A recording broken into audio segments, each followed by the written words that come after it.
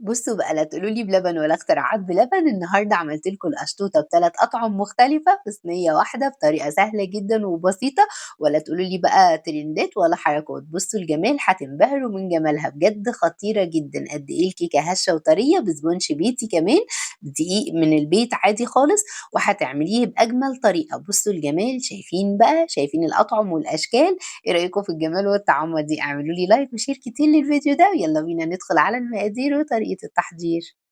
بسم الله، أول حاجة كده هنعمل الكيك، وعشان نعمل الكيك محتاجين 4 بيضات، وعليهم كوباية إلا ربع من السكر، عليهم نُص كوباية من المَيّة، عليهم كوبايتين من الدقيق، الدقيق خالص العادي خالص بتاع البيت، باكو بيكنج باودر، وشوية من الفانيليا، ومعلقة كبيرة من الخل، ورشة من الملح. وأهم حاجة في الوصفة بتاعتنا معلقة صغيرة كده تكون مليانة من المحسن الجل، الطريقة دي مش بتتعمل غير بالمحسن الجل وبيتباع عند مستلزمات الحلواني، بنضربهم كويس جدا سواء في العجان أو بمضرب كهرباء، ولازم مضرب كهرباء لحد ما نوصل للنتيجة دي. تمام، بجيب صاج مقاس 30 في 40 دهناه بالسمنة، أو حابة تحطي ورقة زبدة تمام مفيش مشكلة، وبرده دهنيها ونبدأ ننزل بالخليط ونسويه بالشكل ده، وعلى طول على فرن يكون مشغّلينه من قبل كده على درجة حرارة 180، بنحطها في الرف الوسطاني. أول ما بتخرج من الفرن باسيبها تبرد شوية، وبعد كده بادّيها كوباية ونُص من الحليب يكون ساقع، تمام، يعني هي تعتبر دافية والحليب ساقع، نقول كوباية ونُص عشان تبقى juicy كده وطرية. نعمل الكريمة، معايا كوباية من الكريم شانتيه الخام، نُص كوباية من السكر، وكوباية من المَيّة تكون مثلجة، ولو حابة تحطي حليب تمام ما فيش مشكلة، بنضربهم كويس جدًا سواء بقى بمضرب كهربا أو في العجان، أو ينفع كمان تضربيهم في الخلاط، وبعد كده بقى بعد ما يتماسك ويبقى بالشكل ده بننزل بيه على الكيك بتاعنا ونبتدي إن إحنا نسويه. في أسهل من كده؟ والله ما في أسهل من كده خالص، سهلة وبسيطة ومش مكلفة في البيت، يعني تعتبر بربع تكلفتها لو اشتريناها من برّه. بنجيب شوكة كده ونفضل بقى إيه نعمل خطوط بالشكل ده عشان نديها نفس الخطوط اللي بتبقى عليها، ده أبسط حاجة يعني شوكة، كلنا عندنا شوكة في البيت وسهلة خالص، وباجيب مقطع أو سكينة وأقسمها ل3 بالشكل ده لأن أنا هاعملها ب3 أطعم مختلفة.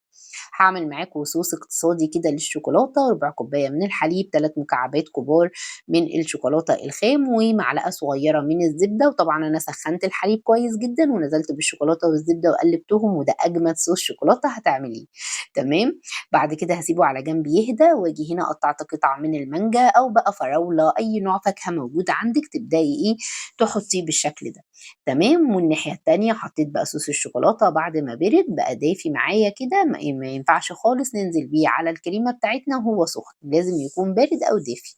سويته بالشكل ده وجيت الناحية التانية هنا كان عندي برقوق، قطعته وحطيت عليه شوية من السكر وعملته كده زي المربع على النار، ولما سبته يبرد خالص ويهدى خالص بدأت أحطه بالشكل ده على الكيك بتاعتي، تمام. هنا بقى باضيف شوية جيلي مانجا كده فوق المانجا عشان خاطر يمسك لي المانجا وفي نفس الوقت يدّي لون حلو كده معاه.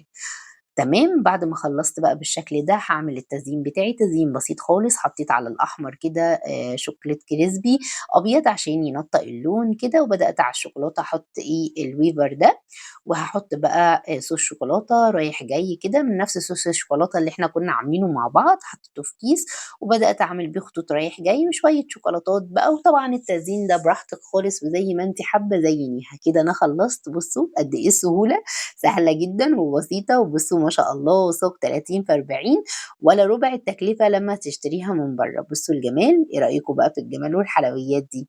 بُصّوا بقى القطع عاملة إزاي، والله أجمد وأحلى وأطعم، وبتيجي تقطعي كده بالشوكة بُصّوا juicy ولذيذة خالص، وطبعًا كل واحد بقى على حسب ذوقه، على حسب نوع الفاكهة اللي بيحبها، أو لو كنتم بتحبوها كلّها بالشوكولاتة اعملوها بالشوكولاتة براحتكم خالص، أو كمان بالكراميل لو حابين. شايفين بقى الجمال؟